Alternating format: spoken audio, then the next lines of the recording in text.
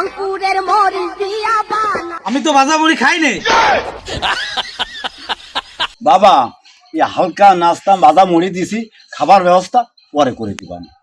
আব্বা আমি তো ভাজা মুড়ি খাইনি। ভাইজান বলেন। তাহলে মেয়েটা দেখান, মেয়েটা দেখার পরে আমরা কথাবার্তা শুরু করি। কই ওরে গুছাই গুছাই রেডি করে নিয়ে আসো তাড়াতাড়ি। বাবা লেখাপড়া কতদূর জানো? 9 ক্লাসে ম্যাট্রিক ফেল তদ্দূর। বেশ বেশ বেশ, ওরে একটা ছেলে সাথিলাম যে আমার মেয়েটা হাতে তুলে দেবো। শোনেন ভাই, বলেন। যেমনই মেয়ে তেমনই ছেলে, একেবারে মানাবে খাপে খাপ।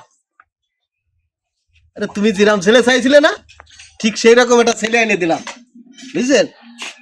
কর্মঠ ছেলে, খুব কাজ, যে কোনো কাজ ও করাতে পারবেন। ও জুতো সেলাই থেকে ও চণ্ডীপাঠ পর্যন্ত করতে পারবে। তুমি যে রকম ছেলে চাইছিলে না, ঠিক সেই রকম ছেলে একটা ম্যানেজ করে দিলাম। ভাই ওরা একটা কাজের ছেলে আমি চাইলাম, বুঝলো, যে এরকম একটা জামাই পালে আমি মায়েরা তুলে দেবো তার হাতে।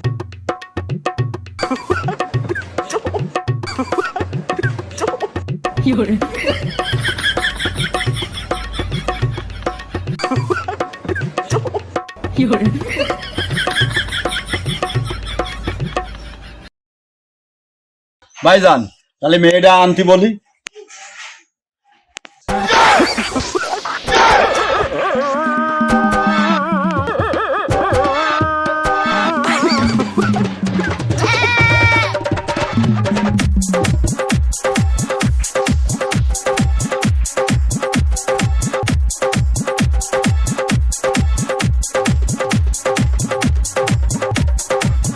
বড় সাহেব কিরাম হলো? না মানে এতক্ষণ ধরে ফাফরবাজি মার দিলাম, এখন তো একটা খালাম ধরা। বড় সাহেব এই ছেলেটা তো আমার মায়ের বিয়ে দেবো না। কি করে, যেমনই ছেলে তেমনই মেয়ে, মানাবে খুব ভালো। ওরেও খিদে লেগে গেছে, তাই ও খাই ফেলাইছে, তা কি? না না বড় সাহেব খাও নিয়ে ছেলে, তা অসুবিধা কি? ভালো ছেলে, যেমনই তোমার মেয়ে তেমনই ছেলে, মানাবে না, মানাবে না, খুব মানাবে। ও খাইছে খাক, কত খাবে? গণক সাহেব ছেলে বললো আমি বাদা মুড়ি খাইনি, আমি এক গাবলা বাদা মুড়ি এনে দিছি, 2 মিনিটের মধ্যে সে গাবলা খালি হেরে ফেলাইছে। আরে ভাইজান ওইটা কোনো ব্যাপার না, খানে আলা বংশের ছেলে খাইছে, তাতে কি? তোমার কি কোনো কিছু কম আছে? আরে এক গাবলার ধান ম্যাঠিংয়ের মধ্যে দিলি 2 মিনিটই ভাঙায় পারে না, আর ওই এক গাবলা বাজা মুড়ি খাইয়ে বেড়াইতেছে, ও দানো না আর কিছু। গণক সাহেব আমার মেয়ে বিয়ে দেবো, আপনারা যান, ঠিক আছে? আপনারা অন্য চেষ্টা করেন, এখন শুক্রবার নামাজ পড়তে যাবো, আজান দিচ্ছে, আপনারা যান। এই ওঠ, বাড়ি চল, বাজা মুড়ি তুই কত খাতে পারিস, তোরে আমি খাওয়াবো, চল।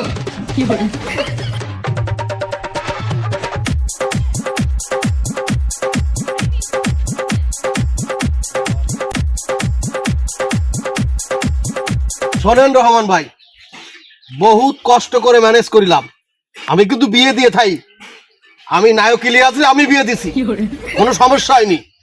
আরে কত কয়ে বলে আমি মেয়ের বাপরে রাজি করাই ফেললাম। তোমার ওই হাওয়াইতে চল, আমি দেখলাম তোমার কলে আমি ভাজা মুড়ি খাবো না, সেই ভাজা মুড়ি, সত্যি কথা তো, ওই মেয়ের বাপ যে কথা কইছে সত্যি কথা, ওরে একটা ম্যাশিংয়ের ভিতরে দিলিও অত তাড়াতাড়ি শেষ হয় না, ও চোখের বলকে খাইয়ে শেষ করলে কি রে? এই ওইরকম ছেলের সাথে মেয়ে দিতে চাই, তোমার ছেলে স্বভাব ঠিক করো, তা নাহলে আমি আর তোমার এই ঘটকালি করতে আসবো না। তুই আজকে দিনটা লস হয়ে গেল। শোনেন, আরে ভাই রাগ ঝাক করে না, আবার মেয়ে দেখো, খরচ খরচা যা লাগে আমি দিবানে, একটা বেকাদা হয়ে গেছে, আনে কি করা যাবে? মেয়ে তো আরো আছে, দেখো আর একটা মেয়ে দেখো। আরাম দাদা, আমি বাইসে থাকতে মনে হয় তোরে বিয়ে দিতে পারবো না, এইরকম আমায় দিয়ে আমার কাছে জন্ম আছে, কেন খাইয়ে যাইস না বাজা মুড়ি, খাইয়ে যাইস না? আই কত কষ্ট করে এই মেয়েটা ম্যানেজ করলাম, আর তুই সেই কাজটা ভেঙে ফেলে দিবি। আব্বা আমিও তো ভাদামুলি খেতে পারিনি, বড় ভাই সব গপ গপ করে খেয়ে ফেলেছে। এই চুপ, আরাম দাদা, বদমাইশ। একটা এরে গরু বেড়া ভেঙে দাদারে খেজুর গাছে চেপেছে গো চেপেছে আজকে রাতে বউ শোনো মুস্তাকের মা, এরা যখন নিয়ে গেলাম মেয়ের বাড়িতে, অনেক কষ্ট করে ঘটে করে ম্যানেজ করে একটা মেয়ে ম্যানেজ করলাম। তারপরে মেয়ের বাপ কি করলো, ওই বাজা মুড়ি নিয়ে আসলো। মেয়ের বাপটা একটু গরিব, তা বাজা মুড়ি নিয়ে আসলো, মানে কি খাই দেবে? ও ভয়ে বললো কি যে আমি বাজা মুড়ি খাই না। তারপরে আমরা কথাবার্তা বলতে বলতে ও কিন্তু সে বাজা মুড়ি 2 মিনিটের ভিতরে শেষ করে ফেলাইছে। মেয়ের বাপ ওই দেখে তো অবাক। এখন কি করবে? মেয়ের বাপ ডাইকে নিয়ে এসে বললো যে আমি এর মেয়ে দেখাবো না, আর এর সঙ্গে মেয়ে দেবো না, আমার মেয়েটা জীবনটা একেবারে নষ্ট হয়ে যাবে। তা আমরা কি করব? আমরা সেদিন ব্যাক হয়ে ফিরে আসলাম। এই কষ্টের কথা আর কারো কব তাই কবে? এই সমস্ত করেছিস যাই এই তোরে মাইয়া দেবে কিটা? তোরে আই তোরে কেউ মাইয়া দেয়? কত কষ্ট করে গটকে কইয়া একটা মাইয়া ম্যানেজ করেছে, যাই এই সমস্ত উল্টো পাল্টা করেছি কেন? হাই আম্মা, তুমি তো আমার সহালে করলে যে তোর আব্বাকে সাথে যা, ওই নুরুল্লাহ ভালো মন্দ খাতি দেবে না, তাই তো তুমি আমার খাতি দিলে না। আর ওইদিকে খিদেও লাগে গেল, বাজা মুড়ি আমি খাইনি, সেখানে কি আরবো, কোথায় কোথায় খেয়ে ফেলেছি আমি বুঝতে পারিনি। আর তাছাড়া আমি তো মনে করলাম গোশ ভাত দেবে নি, তাও দিতে দেরি হয়েছে। তারপরে ভাবলাম এরা গোশ ভাত দেবে না, এই বাজা মুড়ি দিয়েই শেষ করে দেবে। তা কি আরবো, কতগুলো লোক গেছে, তা সবার পেটে গেলে আমার মতো এত দূর হবে না, তাই তো আমি খাই ফেলাই দিছি। শোন, মাই দেখতে যাইয়ে একটু ঠান্ডা হয়ে ভদ্রভাবে বসে থাকতে হয়, এ সমস্ত উল্টো পাল্টা করতে নেই। উল্টো পাল্টা করলেই মাইয়ের বাপ খারাপ মনে করে সাবাল পাগল। এমনি তো তুই কাজ করিস নি, আর এরকম উল্টো পাল্টা কাজ করলে কি হয়? এবার যে জায়গায় যাবি ঠান্ডায় চুপ করে বসে থাকবি, বেশি কথা কবি না, বুঝতে পারিস? হ্যাঁ আম্মা, আমার ভুল হয়ে গেছে, আমি বুঝতে পারিছি আমার মারাত্মক ভুল হয়ে গেছে। তো এবারের মতো আমার সুযোগ দাও, এরকম কাজ আর কোনো সময় হবে না। আমি এবারা চুপ করে বসে থাকবো। একটা এরে গরু বেড়া ভেঙে একটা এরে গরু বেড়া ভেঙে দাদারে খেজুর গাছে চেপেছে গো চেপেছে আজকে রাতে বউ আমাকে বাবা এই রহমান ভাই, একটু দাঁড়ান, দুটো কথা আছে। কি কথা? এই এবারে কোনো মায়ের বাড়ি যে খাই খাই করবি না, চুপ করে বসে থাক। তুই খাতে যাবি না, খালি আমরা খাবো। কোনো কথা কবি না। এই কথাটা কর জন্য আমি এখানে আপনার দাঁড় করালাম। শোনেন, কোনো মেয়ের আলাদা বাড়ি গেলে ওর একটু ভদ্র মতো বসে থাকতে হবে। ও সবকিছু না কবে গপ গপ করে যেন খাইয়ে বসে না, তাহলে কিন্তু ভাই হবে না, ঠিক আছে? তুই মনে কিচ্ছু খাবি না, কোনো কিছু তুই মুখ দিতে যাবি না, খাই করবেন, দিতে গেলেও কবি না খাই না, ঠিক আছে? আচ্ছা ঠিক আছে, আমি আর খাই করবো না। এই কথার জন্য ঠিক থাকে। আচ্ছা ঠিক আছে, চলেন তাহলে চলেন।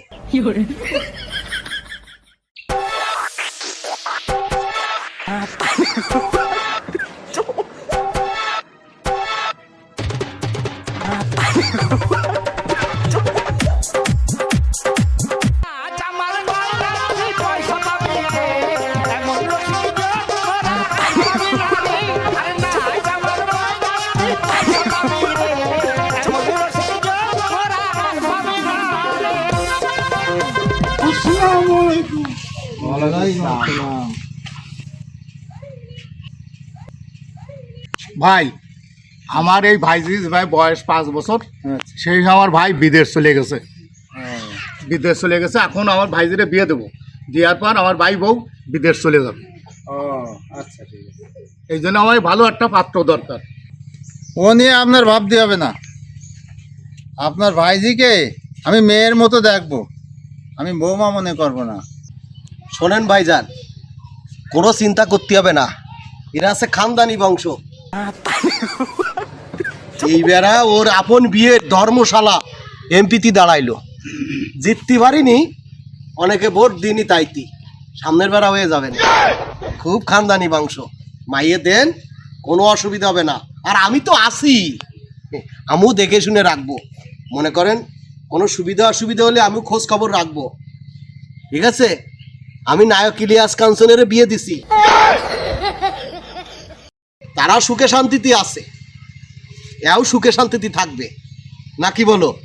হ্যাঁ, আব্বা, ও আব্বা, মাইয়ে কুন্ডা। হেই, তুই বুঝিস না মাইয়ে কুন্ডা? হেই, আমি তো বুঝতেছি না কুন্ডা। যেটা বসে আছে আব্বা, আমার কিন্তু ওই দাঁড়ানোটা পছন্দ হয়েছে। আপনার দেনা পাওনা নিয়ে কোনো চিন্তা করবেন না, আমরা মেয়েরে সাজাই গুজাই দেবো, বুঝছেন? আমার মেয়েটা আশেপাশেও যায় না, খুব লক্ষ্মী মেয়ে, আপনারা যাচাই করে দেখবেন। এই বুকেরই মাঝে সকাল সাঁঝে অন্তরে ভালোবাসার ঘর বেঁধে তোমাকে নিয়ে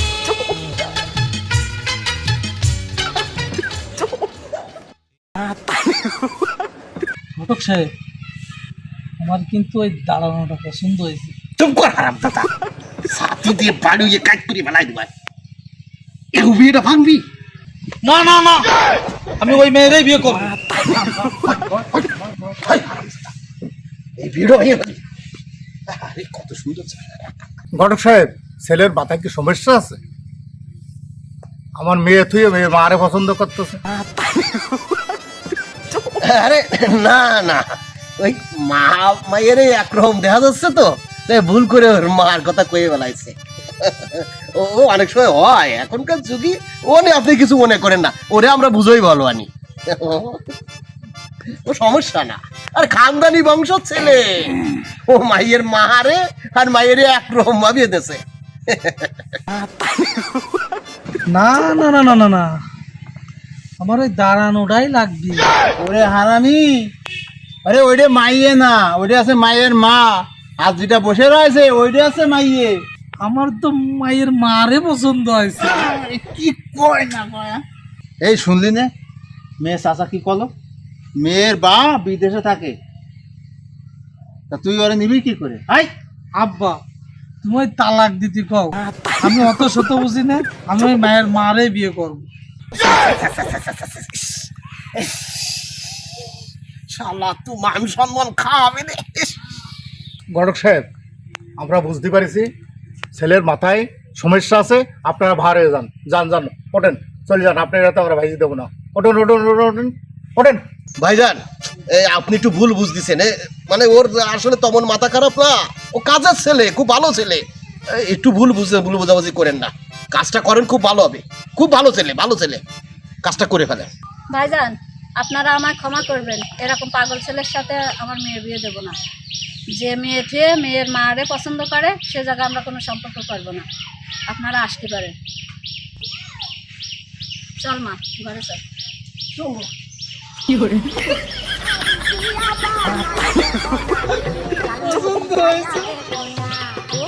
চল হারাম দাদা। সালাম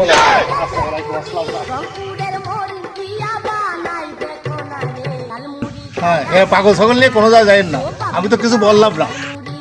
মায়ের গুতো খাইয়ে মরে যাবেন, এ তো আমি কিছু বললাম না।